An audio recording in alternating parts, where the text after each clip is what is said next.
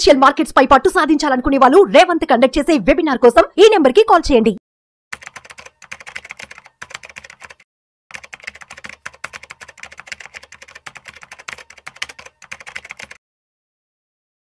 So ఈ ఎపిసోడ్లో మనం ఏం చేస్తామంటే, ఒక 1,00,000 రూపాయలు ఈరోజు ఖర్చు అవుతే 40 సంవత్సరాల వ్యక్తి ఇప్పుడే 60 సంవత్సరాలు అనుకుంటే, అంటే 60 సంవత్సరాల డిజైర్డ్ స్టాండర్డ్ ఆఫ్ లివింగ్ ఏమైతే ఉంటుందో దానికి 1,00,000 రూపాయలు ఇప్పుడు ఖర్చు అవుతే, ఓవరాల్గా తను యాక్చువల్గా 60 సంవత్సరాలు వచ్చే టైం వరకు ఇంకా 20 సంవత్సరాల తర్వాత ఎంత ఓవరాల్గా కావాలి, దాంతోపాటు ఆ మంచి స్టాండర్డ్ ఆఫ్ లివింగ్ లీడ్ చేయాలి, 60 సంవత్సరాల నుంచి 85 సంవత్సరాల వరకు లీడ్ చేయాలని అంటే ఓవరాల్గా కార్పస్ ఎంత కావాలి, ఆ కార్పస్ జమ చేయడానికి జనరల్గా అతని దగ్గర ఉన్న ఆప్షన్స్ ఏమున్నాయి, దాంతోపాటు ఎంత షార్ట్ ఫాల్ ఉంది, ఆ షార్ట్ ఫాల్ని ఫుల్ఫిల్ చేయాలంటే నెలకి ఎంత ఇన్వెస్ట్మెంట్ చేయాలి, ఇవన్నీ కూడా చూద్దాం. దాంతోపాటు retirement accumulation cash flow, retirement withdrawal cash flow, ఇవన్నీ కూడా మనం ఈ ఎపిసోడ్లో చూద్దామండి. సో ఇంతకుముందు ఎపిసోడ్లో మనము ఇవన్నీ కూడా చూసాం కదా, ఎలాంటి ఎక్స్పెన్సెస్ ఉంటాయి ఏంటనేది. సో మీరు ప్రాక్టికల్గా చేయాలి అని అంటే ఈ ఎక్స్పెన్సెస్ అన్నీ మీరు నోట్ డౌన్ చేసుకోండి. ఇవన్నీ కూడా ఒక ప్లేన్ పేపర్ పైన లేకపోతే ఎక్సెల్ షీట్లో మీరు ఇవన్నీ నోట్ డౌన్ చేసుకొని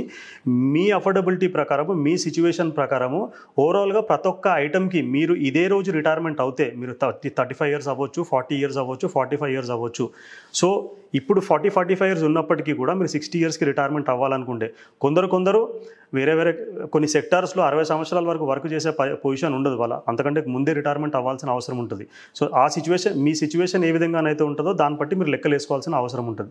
సో ఒక పెన్ను పేపర్ తీసుకొని ఇవన్నీ ఐటమ్స్ వేసుకొని ప్రతి ఒక్క ఐటమ్కి ఎక్స్పెండిచర్ ఎంత అవుతుందో చూసుకొని మీరు ఓవరాల్గా ఎంత అవుతుంది ఎండ్కి అని చూసుకోండి.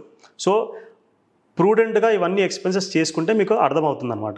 సో జస్ట్ ఎగ్జాంపుల్ సేక్ మనం 40 సంవత్సరాల వ్యక్తి ఈరోజు 60 సంవత్సరాలు అయ్యిండు అనుకోండి, 60 ఇయర్స్కి డిజైర్డ్ స్టాండర్డ్ ఆఫ్ లివింగ్ ఏమైతే ఉంటుందో దానికి 1,00,000 రూపాయలు అవుతుంది అనుకోండి. కానీ తను ఇప్పుడు 60 సంవత్సరాలు కాదు కదా, ఇంకా 20 సంవత్సరాల తర్వాత 60 సంవత్సరాలు అవుతారు. ఇది కన్ఫ్యూజన్ అవుతుండొచ్చు నేను చెప్పే విషయము. కానీ 40 ఇయర్స్ ఇప్పుడు ఏజ్, కానీ డిజైర్డ్ స్టాండర్డ్ ఆఫ్ లివింగ్ 60 సంవత్సరాలకి డిజైర్డ్ స్టాండర్డ్ ఆఫ్ లివింగ్ ఇదే రోజు అవుతే 1,00,000 రూపాయలు అవుతుంది అనుకుంటున్నాము. కానీ తను యాక్చువల్గా ఈ రోజు 60 ఇయర్స్ కాదు, ఇంకో 20 ఇయర్స్ తర్వాత 60 ఇయర్స్ అవుతారు కదా, అప్పటికి 1,00,000 రూపాయలు బేస్ చేసుకొని ఇన్ఫ్లేషన్ కన్సిడర్ చేసి మనం క్యాలిక్యులేట్ చేయాలి. సో ఈ రోజు 1,00,000 రూపాయలు మంత్లీ ఎక్స్పెన్సెస్ అయితే అప్పటికి ఎంత అవుతుంది అనేది చూద్దాం. సో ఇక్కడ చూడండి, 40 ఇయర్స్ వ్యక్తి 60 సంవత్సరాలకి రిటైర్మెంట్ అవుతున్నారు. సో ఇంకా 20 సంవత్సరాలకి రిటైర్మెంట్ టైం ఉంది.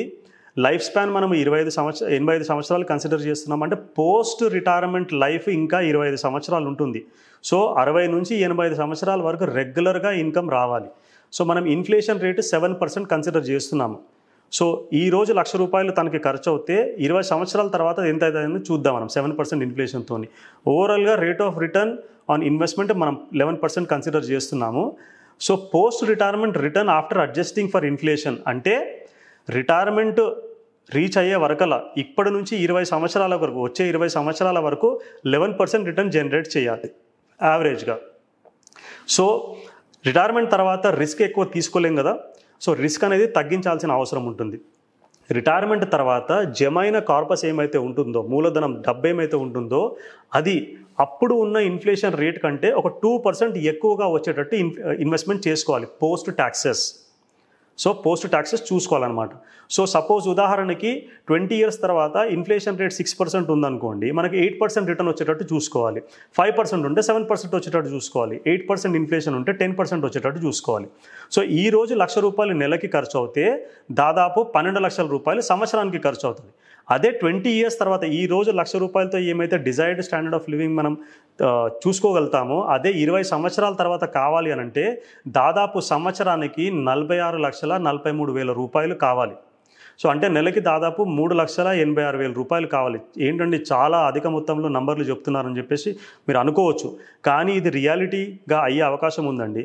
మీ పేరెంట్స్తో ఒకసారి మాట్లాడండి. మీ ఎల్డర్ రిలేటివ్స్ ఎవరైతే ఉంటారో వాళ్ళు ఇప్పుడు 55-60 సంవత్సరాలు కనుక ఉంటే, 60-65 సంవత్సరాలు ఉంటే వాళ్ళతో మాట్లాడండి. వాళ్ళ మొదటి శాలరీ ఎంత ఉండే, వాళ్ళ ఇన్కమ్ లెవెల్స్ అంటే వాళ్ళ ఇనీషియల్ ఇన్కమ్ లెవెల్స్ ఎంత ఉండే, వాళ్ళ 30-35 సంవత్సరాలు 40 సంవత్సరాలు ఉన్నప్పుడు వాళ్ళకి ఓవరాల్గా ఖర్చు ఎంత అవుతుండే, వాళ్ళకి ఇన్కమ్ లెవెల్స్ ఎంత ఉండే, ఇప్పుడు ఎంత అయినాయి అనేది మీరు మాట్లాడితే మీకు అవగాహన వస్తుంది. ఈ నంబర్లు చాలా పెద్దగా ఉన్నాయి కానీ ఇది రియాలిటీ అండి. ఉదాహరణకి మీరు బ్లాక్ అండ్ వైట్ మూవీస్ చూస్తే, ఒక 35-40-45 సంవత్సరాల క్రితం మూవీస్ చూస్తే అందులో హీరో వచ్చి అంటాడు, అమ్మ నాకు ఉద్యోగం వచ్చింది, నా జీతం 400 రూపాయలు 500 రూపాయలు అని చెప్పేసి హీరో అంటాడు కదా. సో 400-500 రూపాయలు అని వింటే మనకు విడ్డూరంగా అనిపిస్తుంది, కానీ ఆ 400-500 రూపాయల్లోనే ఒక కుటుంబం మొత్తము నెలవారీ ఎక్స్పెన్సెస్ అన్నీ చూసుకునేవాళ్ళు, వాళ్ళ జీవితం వెల్లదీసేవారు. సో ఇప్పుడు 500 రూపాయలు పాకెట్లో పెట్టుకుంటే మనకు 10 నిమిషాల్లో ఖర్చు పెట్టవచ్చు, దాన్ని 5 నిమిషాల్లో ఖర్చు పెట్టవచ్చు. సో మంత్లీ వచ్చేసేసి దాదాపు 3,86,000 రూపాయలు ఖర్చు అవుతుంది. సో 60 నుంచి 85 సంవత్సరాల వరకు రెగ్యులర్గా మనము ఇన్కమ్ రావాలి అన్నట్టు, ఒక పెన్షనర్కి రెగ్యులర్గా పెన్షన్ వచ్చినట్టు మనకు కూడా ఇన్కమ్ రావాలి అని అంటే 9,36,00,000 రూపాయలు కావాలి. అప్పుడు కార్పస్ చాలా అధిక మొత్తంలో కనిపిస్తుంది, కానీ ఈజీగా దీన్ని అచీవ్ చేసుకోవచ్చు. సో 9,36,00,000 రూపాయలు, ₹1,00,000 నెలకి ఖర్చు అవుతే 40 సంవత్సరాలు ఉన్న డిజైర్డ్ స్టాండర్డ్ ఆఫ్ లివింగ్కి ₹1,00,000 ఖర్చు అవుతాయి. అదే 50,000 అనుకున్నారనుకోండి, దాదాపు 4,70,00,000 రూపాయల వరకు కావాలి కార్పస్. సో ఈ కార్పస్ వచ్చేసి దాదాపు 9 కోట్ల చిల్లర కార్పస్ ఉన్నది. సో ఈ కార్పస్ అచీవ్ చేయడానికి అతని దగ్గర ఏమీ ఇన్వెస్ట్మెంట్ చేయలేదు అనుకుందాం, ఇప్పటివరకు ఏమీ ఇన్వెస్ట్మెంట్ చేయలేదు అనుకుందాము. తను ఉద్యోగం చేస్తున్నారు అనుకుందాం. సో ఉద్యోగం చేస్తే ఒక్కటి మాత్రం జరుగుతుంది, ఏంటంటే ఈపీఎఫ్ కాంట్రిబ్యూషన్ అనేది జరుగుతుంది. సో తను ఇప్పుడు 40 సంవత్సరాలు అయితే ఈపీఎఫ్లో ఒక 10 లక్షల రూపాయలు జమ అయ్యాయి అనుకుందాం. ₹1,00,000 నెలకి సంపాదిస్తున్నారు. తను నెలకి ₹1,00,000 సంపాదిస్తే దాదాపు బేసిక్ సాలరీ వచ్చేసేసి 30,000-40,000 రూపాయలు ఈజీగా ఉంటుంది. సో ఈపీఎఫ్ కాంట్రిబ్యూషన్ 40,000 రూపాయల పైన తను ఒక 12% కాంట్రిబ్యూట్ చేస్తారు, ఎంప్లాయర్ కూడా 12% కాంట్రిబ్యూట్ చేస్తారు. సో 40,000 రూపాయల పైన 12% కన్సిడర్ చేస్తే 4,800 ప్లస్ 4,800 దాదాపు 9,600. సో దాదాపు 10,000 రూపాయలు ఈపీఎఫ్ కాంట్రిబ్యూషన్ మంత్లీ అవుతుంది అనుకోండి. సో ఒక 10 లక్షల రూపాయలు ఈపీఎఫ్లో ఆల్రెడీ జమ అయ్యి ఉన్నాయి. సో ఇప్పుడు 10 లక్షల రూపాయలు ఈపీఎఫ్లో జమ అయ్యి ఉన్నాయి. యాన్యువలీ 1,20,000 రూపాయలు, నెలకి 10,000 రూపాయలు ఎంప్లాయీ కాంట్రిబ్యూషన్ ఈపీఎఫ్ రెండు అవుతున్నాయి. So growth rate in investment అంటే ఈపీఎఫ్ సాలరీ ఎవ్రీ ఇయర్ పెరుగుతుంది కాబట్టి 5% పెరుగుతుంది అనుకుందాం. ఈపీఎఫ్ కాంట్రిబ్యూషన్ సాలరీ పెరిగినప్పుడు ఈపీఎఫ్ కాంట్రిబ్యూషన్ కూడా పెరుగుతుంది. So 5% every year EPF contribution పెరుగుతుంది. రేట్ ఆఫ్ రిటర్న్ మనకు ఆల్మోస్ట్ 7.5%, 8% ప్లస్ ఉంది మనకు ఈపీఎఫ్లో. సో డెలిబరేట్గా మనం తక్కువ తీసుకున్నాము, 7.5% కన్సిడర్ చేసాం. సో ఫ్యూచర్ వాల్యూ ఏ అంటే ఈ 10 లక్షలు కాస్త 42 లక్షల చిల్లర అవుతుంది. అండ్ 1,20,000 రూపాయలు ప్లస్ 5% ఇంక్రీజింగ్ ఎవ్రీ ఇయర్ ఏమైతే ఉంటుందో దాదాపు 76 లక్షల చిల్లర అది అవుతుంది. ఈ రెండు కన్సిడర్ చేస్తే మీరు ఓన్లీ ఈపీఎఫ్ ద్వారానే 1,19,000 రూపాయలు అక్యూములేట్ అయ్యే ఛాన్స్ ఉందనండి. చాలామంది ఏం చేస్తారంటే ఈపీఎఫ్లో డబ్బులు జమ అయిన తర్వాత అందులోంచి తీసి వేరే అవసరాలకి వాడుకుంటూ ఉంటారనమాట. సో అలా చేయకూడదండి. ఈపీఎఫ్ ఒక బిగ్గెస్ట్ సోషల్ సెక్యూరిటీ మెజర్. కొందరికి ఈపీఎఫ్ త్రూనే దాదాపు 3, 4, 5 కోట్లు కూడా జమ అయ్యే అవకాశం ఉంది వాళ్ళ శాలరీ కెపాసిటీ పట్టి. సో ఎప్పుడు కూడా ఈపీఎఫ్ నుంచి డబ్బులు మనం తీయకూడదు. ఈపీఎఫ్లో డబ్బులు మనము ఎక్స్ట్రీమ్ ఎమర్జెన్సీ వస్తే తప్ప తీయకూడదు. ఇది మనం రిటైర్మెంట్కే మనం వాడుకోవాలి. సో ఇతను ఇంకా వేరే ఇన్వెస్ట్మెంట్ ఏమీ చేయట్లేదు అనుకుంటున్నాము, ఓన్లీ ఈపీఎఫ్ కాంట్రిబ్యూషనే ఉందనుకుంటున్నాము. నెలకి ₹1,00,000 సంపాదిస్తున్నాడు.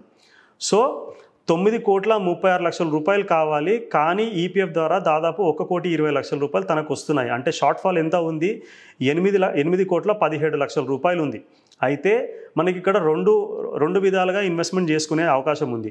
ఒకటి ఏంటంటే ఫిక్స్డ్గా మంత్లీ ఫిక్స్డ్ అమౌంట్ ఇన్వెస్ట్మెంట్ చేసుకుంటే దాదాపు నెలకి 1,06,000 రూపాయలు నెలకి ఇన్వెస్ట్మెంట్ చేసుకోవాలి. మరి ₹1,00,000 ఇప్పుడు సంపాదించే వ్యక్తి సో ఖర్చులు పోయిన తర్వాత ఆయనకు మిగిలితే 20,000, 30,000, 40,000 మిగిలొచ్చు వేరే కమిట్మెంట్స్ లేకపోతే. మరి 1,06,000 రూపాయలు నెలకి చేయడం సాధ్యం అవుతుందా? ప్రాక్టికల్గా పాసిబుల్ కాదు. సో ఇది సెకండ్ వేగా కూడా ఇంకో ఆప్షన్ కూడా మనకు ఉంటుంది. ఇంకో ఆప్షన్ ఏముంటుందంటే ఎవ్రీ ఇయర్ 10% ఇంక్రీజ్ చేసుకుంటూ వెళ్ళాలి. ఎవ్రీ ఇయర్ స్టెప్ అప్ అంటాం దాన్ని. ఎవ్రీ ఇయర్ ఈరోజు ₹100 పెట్టుబడి పెడితే నెక్స్ట్ ఇయర్ 10% ఇంక్రీజ్ చేసుకోవాలంటే ₹110. దాని తర్వాత 10% మోర్ ఆన్ ₹110, ₹121. అంటే మీరు లాస్ట్ ఇయర్ ఏమైతే ఇన్వెస్ట్మెంట్ చేస్తారో దానిపైన ఇప్పుడు 10% ఇంక్రీజ్ చేసుకుంటూ వెళ్ళాలి. ఆ విధంగా చేస్తే దాదాపు ₹52,000, ₹51,667 అంటే ₹52,000 మంత్లీ ఇన్వెస్ట్మెంట్ చేసి ఎవ్రీ ఇయర్ 10% ఇంక్రీజ్ చేసుకుంటూ వెళ్తే దాదాపు 8,27,00,000 రూపాయలు జమ అయ్యే అవకాశం ఉంది. మనకు కావాల్సిన షార్ట్ ఫాల్ ఎంత ఉంది? 8,17,00,000. సో ₹52,000 మంత్లీ చేసుకుంటే దాదాపు 8.27 crores అక్యుములేట్ అయ్యే ఛాన్స్ ఉంది. ఇంత అమౌంట్ ఎందుకు అవసరం అవుతుంది అని అంటే ఇప్పటివరకు తను ఏమీ చేయలేదు కాబట్టి. అదే 30 years 35 years నుంచో కొద్దిగా అమౌంట్ ఏమైనా ఇన్వెస్ట్మెంట్ చేసినట్టయితే ఈ చేయాల్సిన అమౌంట్ తగ్గుతుందన్నమాట. అందుకోసమే రిటైర్మెంట్ని ఎప్పుడు కూడా నెగ్లెక్ట్ చేయకూడదండి. మీరు ఒక్క సంవత్సరం 2 సంవత్సరాలు నెగ్లెక్ట్ చేసినా కానీ మీరు ఇన్వెస్ట్మెంట్ చేయాల్సింది ఏమైతే ఉందో అధిక మొత్తంలో అది అవసరం అవుతుందన్నమాట. సో ఇక్కడ భయపెట్టడానికి నేను చెప్పట్లేదు. సో ఇప్పటివరకు మీరు ఏమీ చేయకపోతే please take action now. So ఇప్పటి నుంచే మీరు మీ పెట్టుబడులు అనేది రిటైర్మెంట్ ప్లానింగ్కి మొదలు పెట్టుకోవాలి. ఒకవేళ మీ సంపాదన ఏమైతే ఉందో ఖర్చులు పోయిన తర్వాత మీ పిల్లల ఎడ్యుకేషన్ ప్లానింగు మీ రిటైర్మెంట్ ప్లానింగ్కి సరిపోకపోతే ప్రాధాన్యము మీరు రిటైర్మెంట్ ప్లానింగ్కి ఇవ్వండి. పిల్లల ఎడ్యుకేషన్ ప్లానింగ్ ఏమైతే ఉంటుందో వాళ్ళ హైయర్ ఎడ్యుకేషన్ ఏమైతే ఉంటుందో అది స్కాలర్షిప్ లోన్స్ ద్వారా ఇంకా వేరే సాధనాల ద్వారా చూసుకోవచ్చు. కానీ ఎట్టి పరిస్థితుల్లో కూడా రిటైర్మెంట్ ప్లానింగ్ నెగ్లెక్ట్ చేయకండి. సో మనం ఇప్పుడు ఇది కార్పస్ చూసాము. ఓవరాల్గా ఏ టైంకి రిటైర్మెంట్ అవుతున్నాము, ఓవరాల్గా కార్పస్ ఎంత కావాలి అండ్ ఈపీఎఫ్ ఎంత కాంట్రిబ్యూషన్ ఉంది. ఇది ఒక ఎగ్జాంపుల్ మాత్రమే. ఎవరైతే వ్యాపారం చేసే వాళ్ళు చూస్తున్నారో ఇంకా వేరే వృత్తులు చేసే వాళ్ళు చూస్తున్నారో వాళ్ళు మాకు ఈపీఎఫ్ లేదు కదా అనుకుంటే మీరు పీపీఎఫ్లో ఇన్వెస్ట్మెంట్ చేసుకోవచ్చు. పబ్లిక్ ప్రావిడెంట్ ఫండ్ అనేది పోస్ట్ ఆఫీస్లో ఉంది, అందులో చేసుకోవచ్చు. దాంతోపాటు ఇప్పుడు మంత్లీ సేవింగ్స్ ఏమైతే ఉన్నాయో 52,000 రూపీస్ ఇన్వెస్ట్మెంట్ చేసుకోవాలి. ఇది ఏంటంటే ఎక్కడ ఇన్వెస్ట్మెంట్ చేసినా కానీ దాదాపు 11% రిటర్న్ వచ్చేటట్టు చూసుకోవాలి. సో అది మీరు మ్యూచువల్ ఫండ్స్లో చేస్తారా, స్టాక్స్లో చేస్తారా, ఇంకా వేరే ఎక్కడ చేస్తారా అనేది మీ ఇష్టం. కానీ ఎక్కడ చేసినా కానీ యావరేజ్గా ఒక 11% రిటర్న్ వచ్చేటట్టు మనం చూసుకోవాల్సిన అవసరం ఉందన్నమాట. సో ఇప్పటివరకు చూసాం కదా ఓవరాల్గా కార్పస్ ఎంత జమ అయింది, ఎంత కావాలనేది చూసాం కదా. మరి ఇప్పుడు నేను చెప్పాను కదా 8,17,00,000 రూపాయలు షార్ట్ ఫాల్ ఉంది. అది అక్యుములేట్ చేయాలి అని అంటే దాదాపు 52,000 రూపీస్ 51,667 మీరు మంత్లీ ఇన్వెస్ట్మెంట్ చేసుకుంటే 8.27 crores అక్యుములేట్ అవుతుంది. మరి నేను 52,000 రూపాయలు నెలకి చేస్తే అండ్ 10% ఇంక్రీజ్ చేసుకుంటూ వెళ్తే 8.27 crores జమ అవుతుందా అని మీకు ప్రశ్న అడగొచ్చు. అది ఎట్లా అవుతుంది అనేది ఇప్పుడు నేను క్యాష్ ఫ్లోలో చూపిస్తానమాట. సో ఇప్పుడు ఏంటంటే ఇప్పుడు 40 సంవత్సరాల వ్యక్తి 51,667 మంత్లీ ఇన్వెస్ట్మెంట్ చేస్తున్నారు. అంటే వచ్చే సంవత్సరం మొత్తంలో దాదాపు 6,20,000 రూపాయలు సంవత్సరానికి ఇన్వెస్ట్మెంట్ చేస్తారు. ఏం చేస్తున్నామంటే ఇక్కడ రేట్ ఆఫ్ రిటర్న్ 11% తీసుకుంటున్నాము, ఇంక్రీజ్ ఇన్ సేవింగ్స్ రేటు 10% తీసుకుంటున్నాము. 10% ఎవ్రీ ఇయర్ ఇన్వెస్ట్మెంట్ చేయడం సాధ్యం అవుతుందా అని అంటే మీకు సాధ్యం కాకపోతే మీరు మీ ఇన్కమ్ని పెంచుకోవాల్సిన అవసరం ఉంటుందండి. మీరు ఇప్పటివరకు ఏమీ చేయకపోతే మీరు ఇన్కమ్ ఖచ్చితంగా పెంచుకొని ఇది ఫాలో కావాల్సిన అవసరం ఉంటుంది. లేకపోతే ఫ్యూచర్లో చాలా ఇబ్బంది పడే అవకాశం ఉంటుంది. సో ఇట్లా 41 ఇయర్స్కి నెక్స్ట్ 1 ఇయర్ 40 to 41 ఇయర్స్లో 6,20,000 ఇన్వెస్ట్మెంట్ అవుతుంది. అదే మళ్ళీ నెక్స్ట్ ఇయర్ 10% ఇంక్రీజ్ చేయాలి. 51,667 నుంచి ఆల్మోస్ట్ 56,833. సో 2 ఇయర్స్ కాంట్రిబ్యూషన్ 13,70,000 అవుతుంది. ఈ విధంగా మీరు ప్రతి సంవత్సరము మీ ఇన్వెస్ట్మెంట్ ఇంక్రీజ్ చేసుకుంటూ వెళ్ళాలి. సో 60 సంవత్సరాలు వచ్చే వరకల్లా దాదాపు మీరు సంవత్సరానికి 37,91,000 రూపాయలు ఇన్వెస్ట్మెంట్ చేస్తారు. ఈ నంబర్స్ చాలా పెద్దగా అనిపిస్తున్నాయి కానీ ఇది వాస్తవానికి దగ్గరగా ఉంటాయి. 1+1 2 అయితే mathematically if it is true ఇది కూడా ట్రూ. ఎందుకంటే మనం 7% ఇన్ఫ్లేషన్ తీసుకున్నాము, ఇక్కడ 10% ఇంక్రీజ్ చేయాలి ఎవ్రీ ఇయర్ అని మనం మాట్లాడుకుంటున్నాం. సో మీరు 60 సంవత్సరాల వరకు ఈ విధంగా ఇన్వెస్ట్మెంట్ చేసుకుంటూ వెళ్తే 8.27 crores మీకు అక్యుములేట్ అయ్యే అవకాశం ఉంది. మీరు ఇంతకుముందు స్క్రీన్లో చూసాం కదా 8.27 crores మనకు ఎట్లా అక్యుములేట్ అవుతుందని చూసాము. ఇప్పుడు క్యాష్ ఫ్లో చూస్తున్నాం. ఏ విధంగా మీరు ప్రతి సంవత్సరం ఇన్వెస్ట్మెంట్ చేసుకుంటూ వెళ్తే మీకు షార్ట్ ఫాల్ ఉన్న కార్పస్ ఏ విధంగా అక్యుములేట్ అవుతుందని చూసాం. ఇప్పుడు సరే 60 సంవత్సరాల వరకు మనం రెగ్యులర్గా ఇన్వెస్ట్మెంట్ చేసాము, కార్పస్ జమ అయిపోయింది. మరి ఇప్పుడు ఆ 9 కోట్ల చిల్లర కార్పస్ ఏమైతే చెప్పారో మరి 25 సంవత్సరాల వరకు నాకు సరిపోతుందా అని మీకు ఒక క్వశ్చన్ ఉండొచ్చు. అది సరిపోతుందా లేదా అనేది ఇప్పుడు ఈ క్యాష్ ఫ్లోలో మనం చూద్దాం. సో ఇప్పుడు 2045 సంవత్సరము మీరు 60 సంవత్సరాలు అయ్యారు. సో మీకు కావాల్సిన కార్పస్ 9,36,00,000 రూపాయలు ఉంది. సో యాన్యువల్ ఎక్స్పెన్సెస్ ఎంత కన్సిడర్ చేసాం మనము? సో 1,00,000 రూపాయలు ఏదైతే ఉందో 20 సంవత్సరాలు 7% ఇన్ఫ్లేషన్కి కన్సిడర్ చేసుకుంటే అది మంత్లీ 3.86 lakhs అయింది, 3,86,000 రూపాయలు అయింది. సో సంవత్సరానికి దాదాపు 46,43,000 రూపాయలు. కానీ ఇన్ఫ్లేషన్ 60 సంవత్సరాల వరకే ఉంటుందా? కాదు కదా, 60 సంవత్సరాల తర్వాత కూడా ఉంటుంది. Inflation is something which will be there throughout our life. So ఇప్పుడు రిటైర్మెంట్ అయిన తర్వాత అంటే రిటైర్మెంట్ స్టేజ్ అయిన తర్వాత మనం ఏం చేయాలంటే మన పెట్టుబడి ఏమైతే ఉంటుందో మన కార్పస్ ఏమైతే ఉంటుందో ఇన్ఫ్లేషన్ కంటే 2% ఎక్కువ రిటర్న్ వచ్చేటట్టు మనం ఇన్వెస్ట్మెంట్ చేసుకోవాలి. అప్పుడు 40 నుంచి 60 సంవత్సరాలు మనము 11% రాబడి రావాలని మాట్లాడుకున్నాము. రిటైర్మెంట్ అయిన తర్వాత అంత రిస్క్ మనం తీసుకోలేం కాబట్టి ఇన్ఫ్లేషన్ కంటే 2% రిటర్న్ ఎక్కువ తీసుకురాగలిగితే హ్యాపీగా మన రిటైర్మెంట్ ఏ ఇబ్బంది లేకుండా సాఫీగా సాగిపోతుంది. సో ఇప్పుడు మీరు ఆల్రెడీ రిటైర్మెంట్ అయిపోయారు, 2045 ఇయర్ అనుకోండి ఇప్పుడు. సో 60 సంవత్సరాలకి మీకు 9,36,00,000 రూపాయలు మీ దగ్గర ఉన్నాయి. అందులోంచి ఇది ఈ అమౌంట్ మీరు బ్యాంకులో పెట్టారనుకోండి, ఎగ్జాంపుల్ గురించి బ్యాంకులో పెట్టారనుకోండి అని చెప్తున్నాను నేను. సో ఈ 9.36 crores మొత్తం మీరు బ్యాంకులో పెట్టారు. బ్యాంకులో పెట్టేసేసి మీకు 60th ఇయర్కి ఏమైతే డబ్బులు కావాలనో 46 లక్షల చిల్లర ఏమైతే ఉందో అది తీసుకొని మీ ఇంట్లో బీరువాలో పెట్టుకుంటారు. సో ఇంట్లో బీరువాలో పెట్టుకొని ప్రతి నెల 3,86,000 రూపాయలు అందులోంచి తీసుకొని ప్రతి నెల 61 సంవత్సరం వరకు 60 నుంచి 61 ఇయర్ వరకు మొత్తం వాడుకుంటారు. సో 9,36,00,000 నుంచి 46 లక్షల చిల్లర మీరు తీసేసుకుంటారు. తీసుకున్న తర్వాత 8,89,00,000 రూపాయలు బ్యాంకులో ఉంటాయి. అది కాస్త మీకు 61 సంవత్సరాలు వచ్చే వరకల్లా మనం ఇక్కడ చూసాం కదా 6% ఇన్ఫ్లేషన్ రేట్ అనుకోండి, 8% మీరు పెట్టుబడి పైన 8% వచ్చింది అనుకోండి. సో 61 సంవత్సరాలకి దాదాపు 9,60,00,000 రూపాయలు జమ అవుతాయి. సో 9,60,00,000 రూపాయల్లోంచి దాదాపు 4,92,00,000 రూపాయలు మీరు నెక్స్ట్ ఇయర్ తీసుకోవాల్సిన అవసరం ఉంటుంది. చెప్పాను కదా బ్యాంక్లోంచి తీసుకుంటారు. బ్యాంక్ ఎగ్జాంపుల్ అని చెప్తున్నాను, ఆ పెట్టుబడి ఎక్కడైనా ఉండొచ్చు, ఇన్ఫ్లేషన్ కంటే 2% ఎక్కువ రావాలి. సో 4,49,22,000 రూపాయలు తీసుకొని ఇంట్లో పెట్టుకొని ప్రతి నెల 4,10,000 రూపాయలు తీసుకొని ఆ సంవత్సరం మొత్తానికి వాడుకుంటారన్నమాట. ఈ విధంగా మీరు ప్రతి సంవత్సరము మీకు ఇన్ఫ్లేషన్తోని మీ ఖర్చులు అనేది పెరుగుతూ ఉంటాయి. మొదటి సంవత్సరంలో 3,86,000 రూపాయలు ఉంటే దాదాపు 70 సంవత్సరాలు వచ్చే వరకల్లా 10 సంవత్సరాల తర్వాత 6,93,000 రూపాయలు నెలకి ఖర్చు అవుతుందండి. ఇది monthly expenses. So this is going to be a reality. నేను ఎగ్జాజరేట్ చేసి చెప్పట్లేదు, ఇది చాలా వరకు వాస్తవం. సో 70 ఇయర్స్కి దాదాపు 6,93,000 రూపాయలు మనకు కావాల్సిన అవసరం ఉంటుంది. అదే 75 ఇయర్స్కి చూడండి దాదాపు 9,27,000 రూపాయలు మనకు నెలకి కావాలి. సో అదేవిధంగా మీరు 80 సంవత్సరాలు వచ్చే వరకల్లా నెలకి 12,41,000 రూపాయలు అవుతాయి.